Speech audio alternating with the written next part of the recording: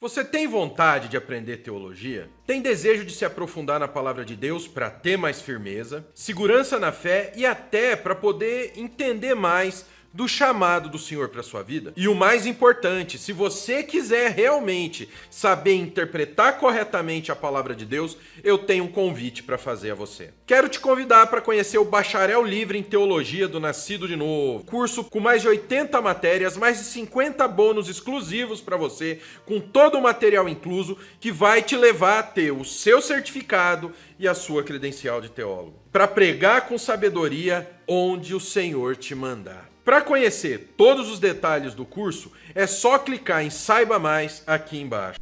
Mais recentemente, com o surgimento do movimento pentecostal, a divergência é com relação aos dons espirituais. Quando que mais ou menos acontece esse movimento?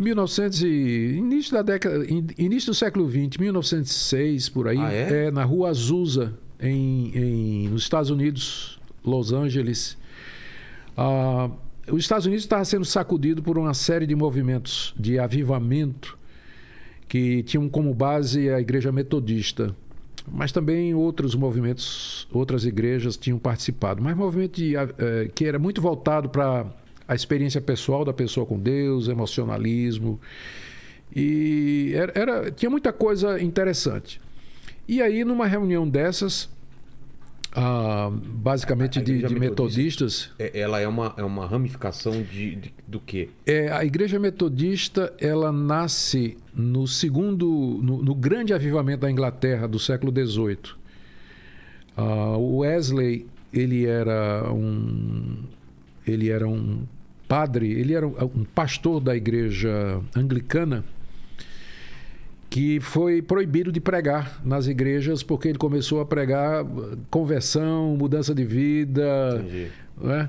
E aí ele foi para as ruas, para as praças pregar, e aí começou um movimento em torno do nome dele, e aí o nome metodismo, porque ele organizava os crentes metodicamente, com uma rotina e uma disciplina, não é? Mas aí... Esse avivamento de 1900... Pronto, 1906, por aí.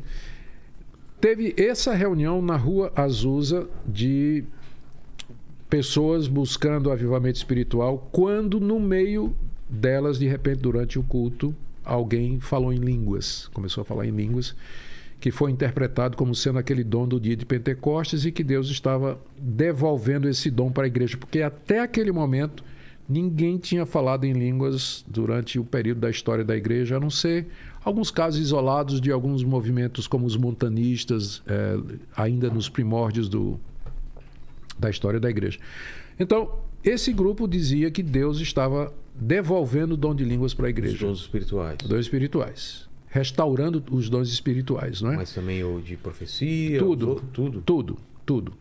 Depois eles se dividiram, porque eles disseram todos menos o dos apóstolos. Tanto é que a Assembleia de Deus, que tem origem nesse movimento, ela não aceita apóstolos, que é um dos dons do Novo Testamento. Entendi. Né? Não aceita. Mas aceita os outros, menos esse de apostolado. E foi quando começou o movimento. Dali saíram as principais denominações pentecostais hoje, que creem como os cristãos históricos. A diferença é que eles acham que Deus trouxe de volta aqueles dons que durante esse período, inclusive na Reforma não teve isso. Não teve.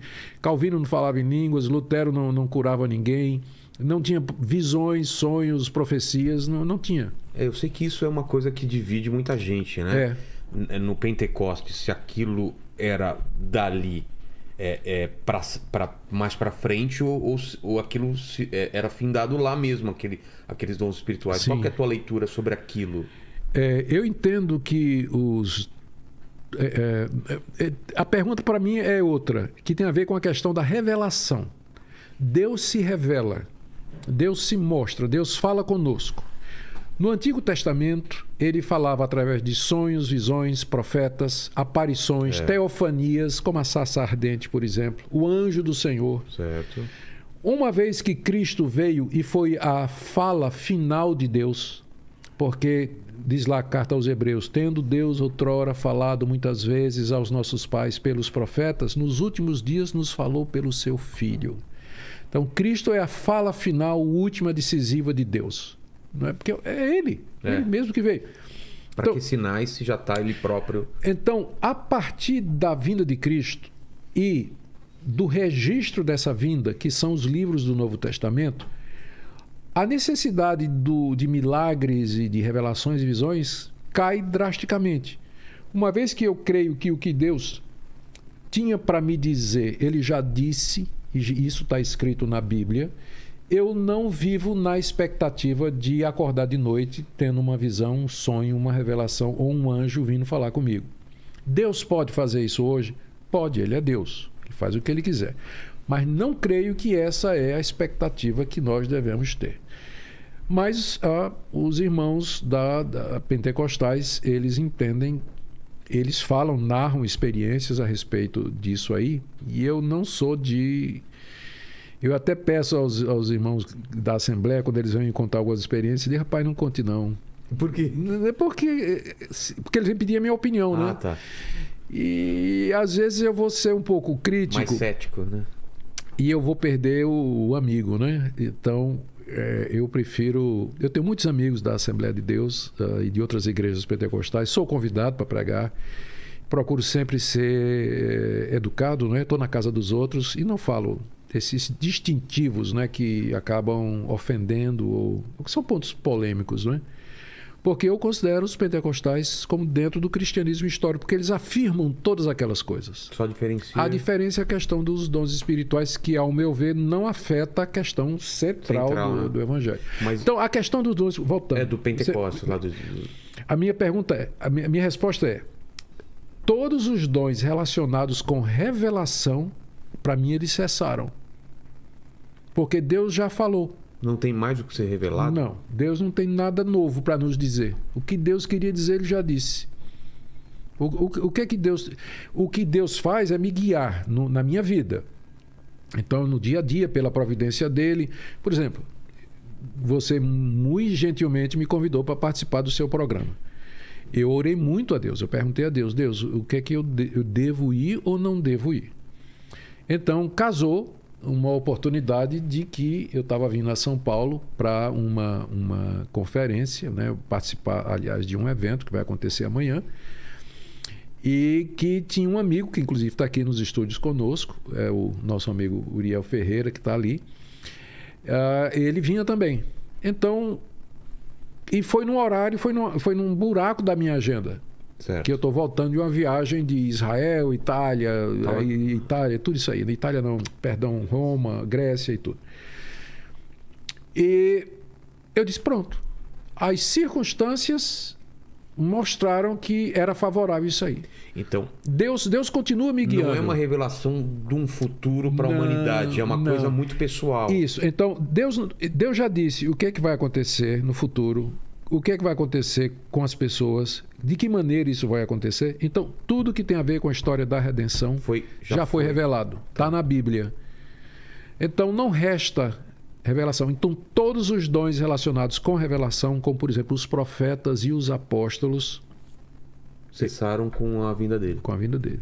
Agora, eu creio, Deus pode dar o dom de línguas, que não é revelatório. Qual é a função do dom das línguas? Biblicamente falando, é exaltar e louvar a Deus num idioma que você nunca aprendeu. E o milagre está nisso. Entendi. Tá? O milagre está nisso. De repente, mas ele é pessoal, é para mim?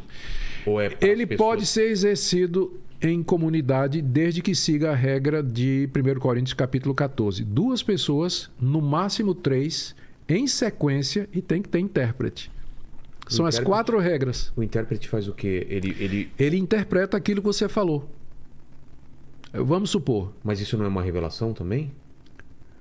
É uma revelação não do plano de Deus ou do que é que Deus vai fazer ou deixar de fazer, mas daquilo que foi dito. É distinto. É uma tradução. Seria uma tradução. A capacidade de você traduzir. Quando eu digo que ele não é revelacional, eu quero dizer que o dom de línguas, eu estou dizendo que através das línguas, Deus não está revelando nenhuma etapa nova do plano dele. Entendi. E da mesma coisa, profecia. Profecia... hoje eu não creio que hoje exista profeta como o profeta Isaías, o profeta Daniel, como o apóstolo João, que nos deu o livro de Apocalipse lá na ilha de Patmos. Eu não creio que haja mais isso hoje. Não tem necessidade? Não creio. Essa língua seria a língua dos anjos? É uma língua espiritual? Não. O que é?